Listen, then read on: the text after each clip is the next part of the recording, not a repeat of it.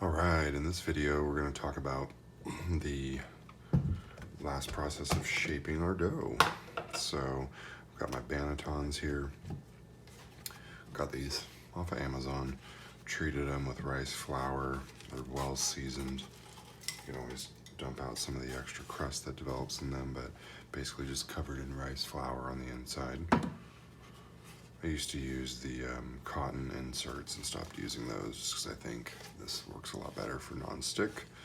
I've got some rice flour, a little shaker, got my little spray bottle. I've also got a little bit of all-purpose flour. This will all come in handy later. And then of course I've got my sesame seeds because I like making sesame seed sourdough. It's kind of my signature move. And here's my dough that I made yesterday. So if you remember, try to hold it this way. If you remember, filled up to right about here. It rose to right about here on the counter. And then I put it in the fridge and it rose about another inch. So for me, at least for this Cambro container, I really, making the size I make, I don't want it to fill up and touch the top here. That would tell me that this rose too much, but I feel like this rose just right. You can already see some of the bubbles in there. So what we're gonna do right now is we're gonna do what's called the pre-shape. And I've gone back and forth on the pre-shape. I went through a period of not pre-shaping. I had some loaves turn out really well. Had a lot of wild crumb, which I like, but I didn't like the shape that it produced. So I find that pre-shaping just creates the tautness of the loaf, the tightness that I really like. So, and then I use a very, very simple bread scraper, bench scraper. I don't find using a nicer one helps, so I bought those super cheap, bought like a 3-pack. And what I do is I just kind of turn it around in my hand. I realize I have bigger hands than most, but I bring this around and I'm just slowly getting this out. I don't want to be too rough with the dough. So this is just a gentle way to turn the dough out. You'll see some people turn their vessel over and come back to it. I don't have the patience for that. So there we go. Now the one thing about this before I break this up into two is I need to find where the big holes or big bubbles are. Like there's a big bubble here. And the reason why I feel a big bubble here, I want to pop these because I don't want these in my bread for one, and I don't want it to be fool's gold, meaning thinking that that's a bigger piece of the dough that isn't there because it's just air. So that feels good. And then from here, I always eyeball it. Some people will weigh this out. I don't. I eyeball it. So my loaves are not always perfectly equal, and that's okay. I usually give away the smaller one and we keep the bigger one.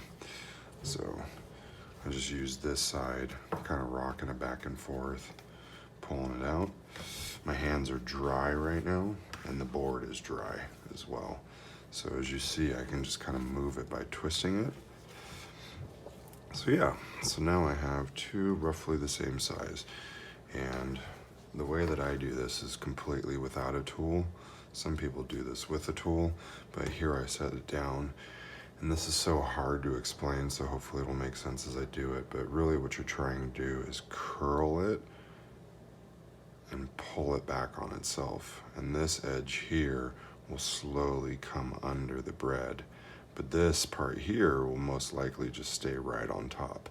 And all we're doing is trying to pull some under, pull it tight, pull it tight, pull it tight.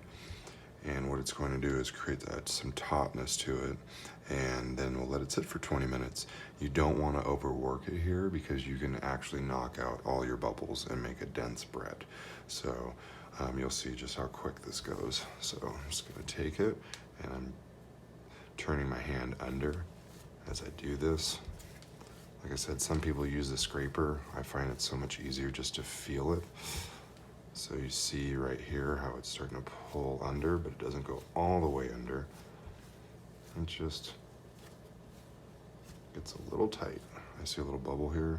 Just pinch it, pinch it. Some of these I'll leave because it does make a fun bubble inside the dough. There, that's it. Move it off to the side. let's do this one.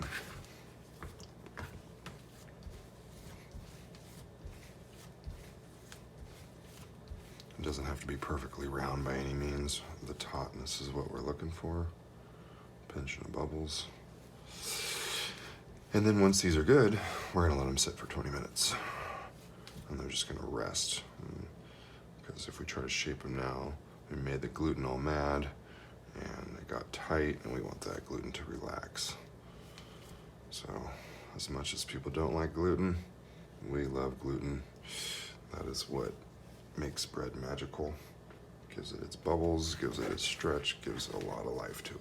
So there you have it. These are both ready to go. I'll pause the video, we'll come back and we'll do the shaping.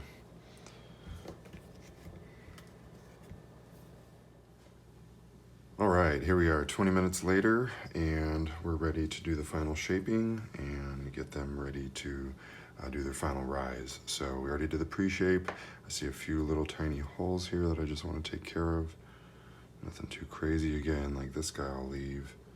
This one looks like it has a huge hole right here. Or air bubble, I should say. And you could leave these in, but it'll just create a huge bubble on the crust of your dough. And we use ours to make sandwiches for kiddo, so just don't really like keeping too big of bubbles in there. This is a trick that I picked up only recently, is to just put a little bit of flour here. First I thought it would mess with it and not allow it to stick very well when you fold it all together, but it actually helps. So I just sprinkle a little bit, smear it on. And then there are 1,000,001 different ways to shape your bread. So I'll show 2 different techniques. They both turn out great. I've already got my bannetons. These are totally dry right now. We're gonna keep them dry. And let's pick on this guy right here. So move him out of the way. You see how I just kind of move it around using this. That's how you want to move it, because it helps break the seal. Flip it upside down.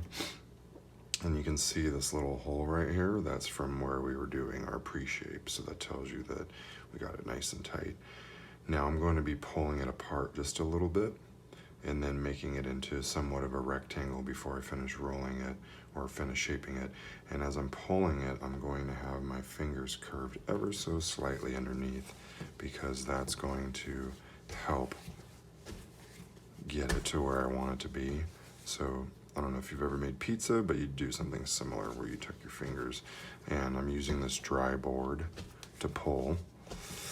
This is a real simple silicone baking sheet that you can also use for shaping bread. I have really old counters. When we do a remodel, I'm hoping to get some sort of natural stone that I can shape right on the counter. But right now, this thing works pretty well. Works for everything but baguettes. So, got a pretty good shape.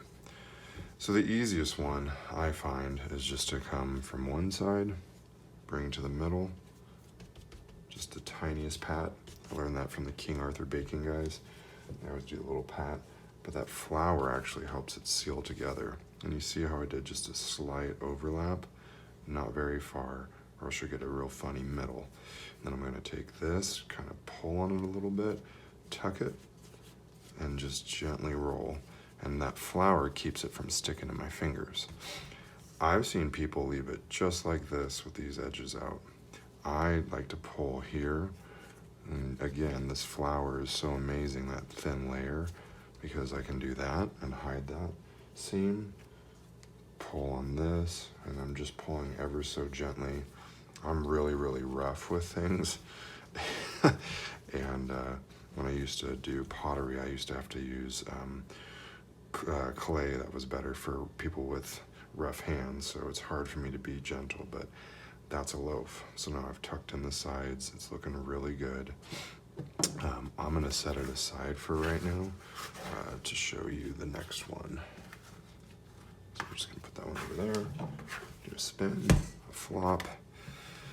Same idea, pulling it around. This next one I learned from Sune, S-U-N-E. He's the food geek. Really great guy. I love his channel. He makes a lot of cool stuff, but mainly it's about sourdough, testing, shaping, all that fun stuff. So he goes like bottom first, then one side, then this other side. So I shape like this for a long time. I do the other shape more a lot now because it's just easier. So bottom, side, side. Then we're gonna bring this up to the middle, not all the way. Then we're gonna take this side and roll it in.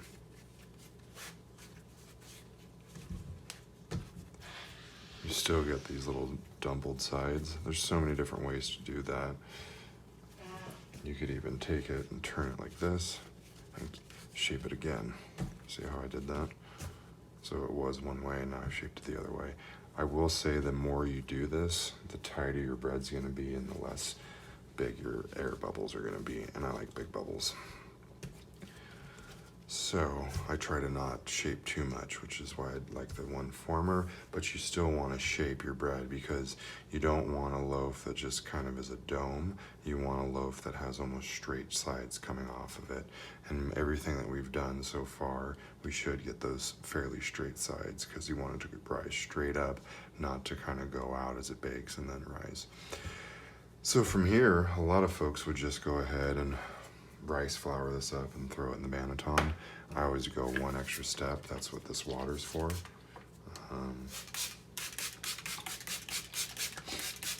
This really helps with the adhesion of my sesame seeds. So I just sprayed it with water, give it a little sesame seed shake. I do it as pretty close to the bread because I want it to stick to where I made it wet. I'll even throw a little bit in the banneton. Do this guy. And then we'll do the rice flour. But that water helps it stick. And even then, some fall off. And it's just the cost of doing business. I get my sesame seeds. I used to buy in these 1 pound or 20 ounce containers. And now I found a 2 pound container off of Amazon that's super affordable. And we make a lot of Asian food. So it's fun little garnish for that as well. So this is rice flour. It doesn't absorb into your regular flour. It gives it that nice white crust on the outside as well.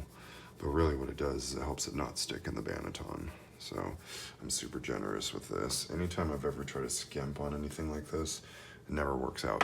So rice flour is expensive, but you don't use a lot of it. So you just gotta go for it. So now we're just gonna give it a little scoop, get it off. I've got it under one hand. And using 2 hands, I'll just drop that baby in there.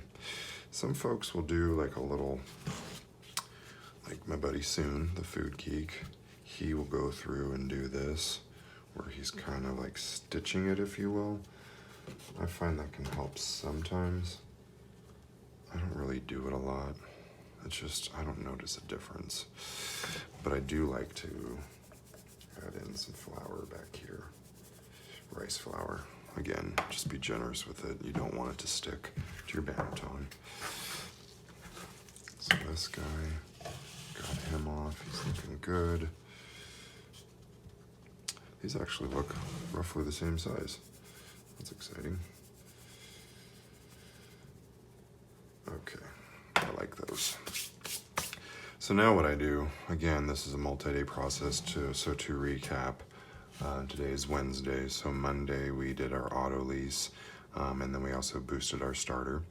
And then Tuesday, that was Monday night, so Tuesday morning we then shaped our dough by adding in our starter and our salt to the auto leased dough.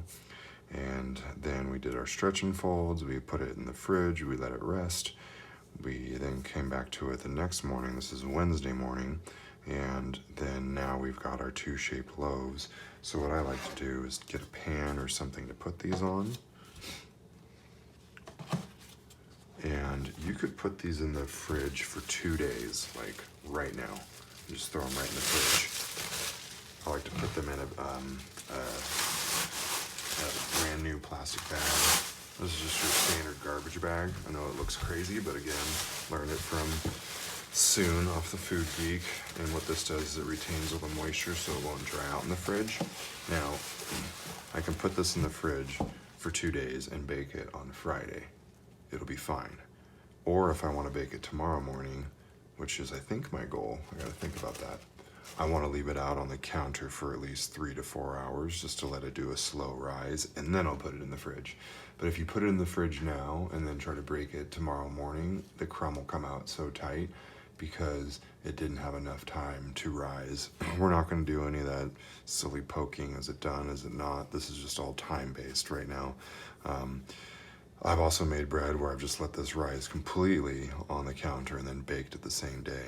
But people love the way my sourdough tastes, and one of the main reasons for that, two main reasons, is one, how I treat my starter, and two, how slowly I make the bread rise by using the fridge to retard the dough. It's not a bad word right now. I'm using it correctly. It means to slow things down. So we're just slowing everything down. So looking at my schedule, I think I will just put this in the fridge for 2 days and then bake it on Friday, because I actually have a par-baked loaf ready to go for tomorrow or anytime. So, and I'll get into par-baked a little bit more in my next video. So, but yeah, these are ready to go in the fridge, and then I'll make another video on Friday showing how I score them and get them in the oven and Dutch oven, all that other good stuff. Thanks.